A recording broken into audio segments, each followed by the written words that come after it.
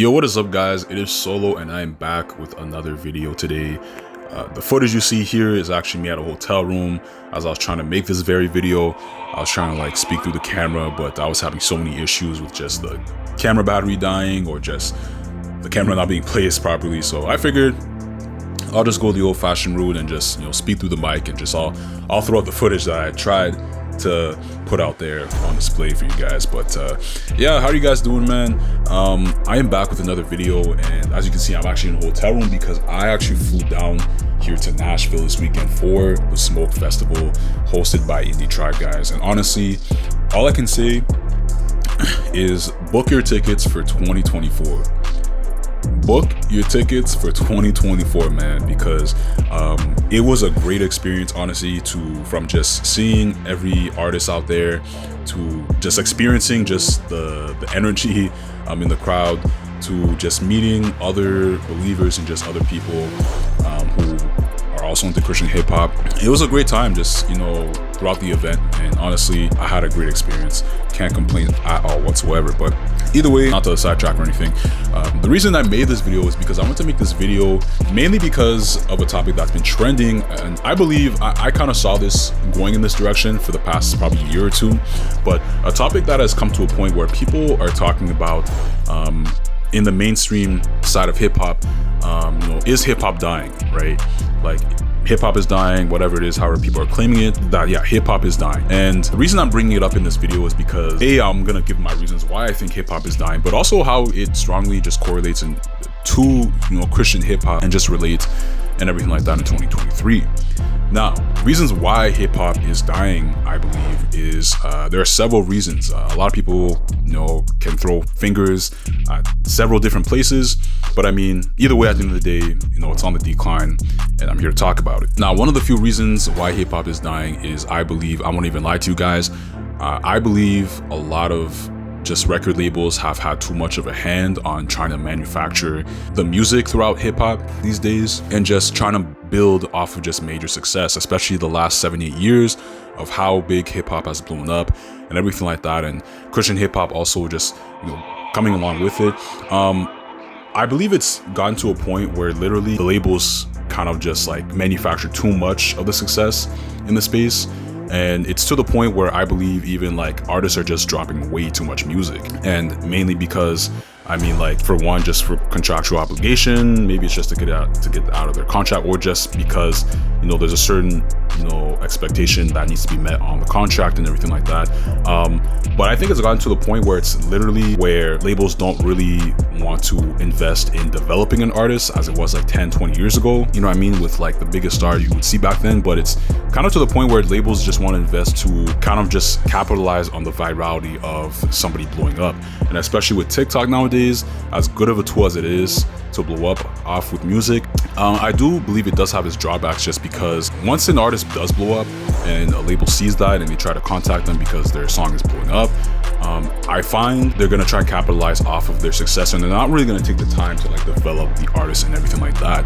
Another reason as well is just the fact that the substance in hip-hop guys nowadays, there's just way too much degeneracy and vanity. And that's not to say that's all that makes up hip-hop and everything like that. There's obviously artists that speak on other issues as well, but I find it's highlighted way too much, to the point where it's just like, maybe 7-8 years ago it was cool hearing about like people talking about people's chains and cars and how much money they have and everything like that. But in 2023, guys, that stuff's not gonna last forever. Your audience is those 16, 17, 18, 19, 20 year olds that were listening to that music, those people are like near 30, and people get tired of that music. People want to hear timeless music. People want to hear music that is going to last. And so hearing music that's really just filled with just vanity and just fruitless lyrics and everything like that, it's just really not the move, really. And so people are just really tired of that, and they're moving on to other genres. They're moving on to Afrobeat or Latin, which has been two very popular genres that have been moving up in the music world. People are moving on to UK, just so many genres out there. People just don't have time to listen to the generosity. And another reason as well is, to add to that, is just like creativity. It's just like, there's so many comments where I'll see music on like a highlight reel and everything like that. And really it's just like, music just sounds the same. I mean, like, auto-tune does have its place in hip hop, but it's to the point where I think it's just overly used and saturated. Another thing as well is just sampling. You know, sampling has been always used, but when it's not used correctly, I believe it can just produce terrible outcomes. And so it's to the point where I'm hearing songs, guys, where literally like the song is not even its own original like beat or anything like that. Normally when you sample, you want to be inspired by like a segment or loop or whatever it is, and you want to really make it into your own beat to the point where it's nearly not that recognizable. And it's to the point where I'm hearing songs, guys, like a producer will take and they think that people are gonna like this, and you know, even if the song does well and it, you know, performs well on the charts or whatever, it's quickly just gonna fall out because people know that it's just a copy of the original, and it's not really uniquely its own like just music or song. And so that is another reason as well. Just like the lack of creativity, guys, is just like, I mean, like it's kind of terrible, to be honest, and it's another reason why people kind of like walking out. And another quick one to add as well is just like TikTok as well. I find, I mean, like, I won't even lie, a lot of artists do have to take a hit and blame for this, but I find like a lot of artists, I mean, and it's a tough like battle, but a lot of artists are more invested in being a content creator than they are being an artist and just trying to rack up listeners. And so you get a lot of people that are listening to your music, but they're more invested in you, the content creator, or you, their caricature that you built up, as opposed to you, the artist that's supposed to be making like timeless music or just quality music. So you get a lot of these listeners that are just there because maybe they listen to like a loop or hook on TikTok, and that's the only thing they know about you as an artist. They don't know about all your albums or singles that you put out and everything like that on your platforms.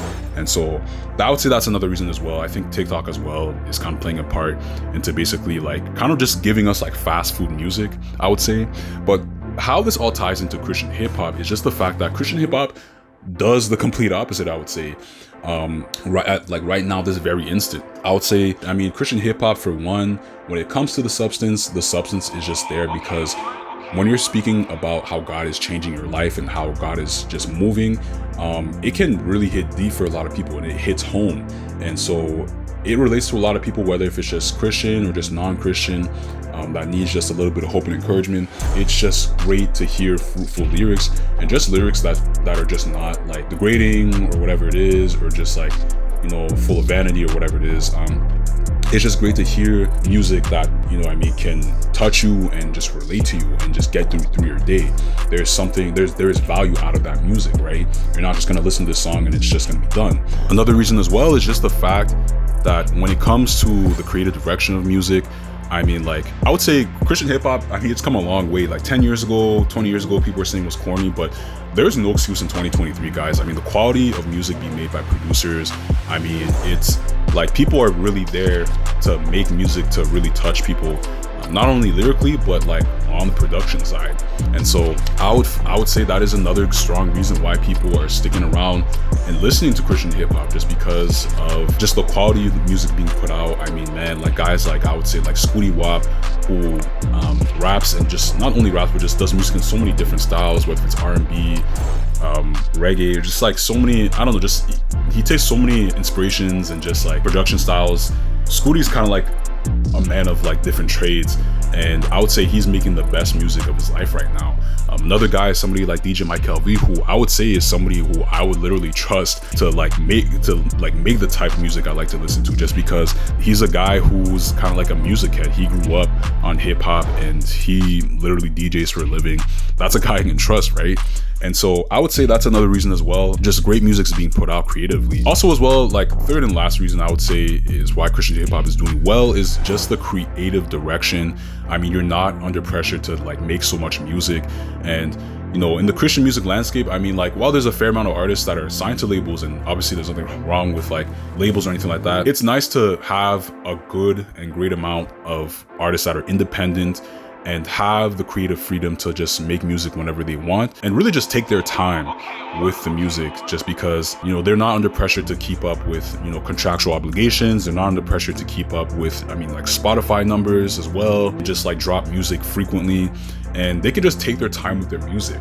I mean, like one artist I can think of, you know, on the mainstream side is somebody like NBA YoungBoy, who I would say, I mean, like I think in the last 6 years, I believe he put out like 22 projects, which he all called albums, which is crazy to me because like albums are literally take, you know, maybe a year, 2-3 years to put out, because you're piecing together a story. But I find a lot of artists out there, kind of like YoungBoy, I mean, they're putting out so much music to the, like, that they're calling like albums or whatever, that honestly really aren't albums, and they're just like, you kind of water it down when like so much music is being put out there and it's being labeled as an album.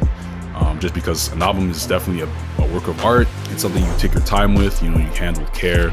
And I find like with Christian hip hop, I find on this side, the music is just being handled with care. So that's definitely great to see. And I would say it's, you know, doing that great as well. But sorry guys, one correction I wanted to just really quickly throw in here when I was looking back at the recording was, I guess when I was talking about just like independent artists versus being on a label, what I should have realized is that the fact that artists on the label can have these benefits too, obviously. And I mean, it's not like independent artists, you know, don't have to deal with, you know, the pressures of, you know, having to keep up with just, you know, the music they put out and just like everything else.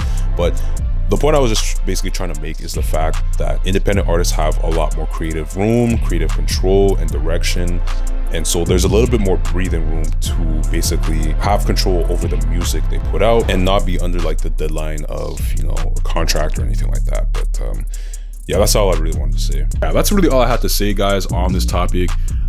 Before I do go off, I did want to talk about this topic because this actually just recently happened last night, and that is the fact that Tory Deshawn is the newest member of Indie Tribe. I don't know what to really make of it, guys, but you know, you guys let me know what you think, just because I mean, like, you know, we've been used to having 4 members for 2 years now. You know, after Indie Tribe kind of just like reworked themselves, and I mean, like, having a 5th member, I mean, for a collective is pretty interesting. We'll see how this all works out, as you know, like, what does Tory bring to the table for this group? I don't know, you know what I mean? Just because everyone's personality is different, and the more people you add, the more I always ask myself, so like, how will this person fit in? And so it's going to be interesting to see like what Tory brings to this team, and how this is all going to work out and everything like that. But that's about it, guys. That's all I really had to say.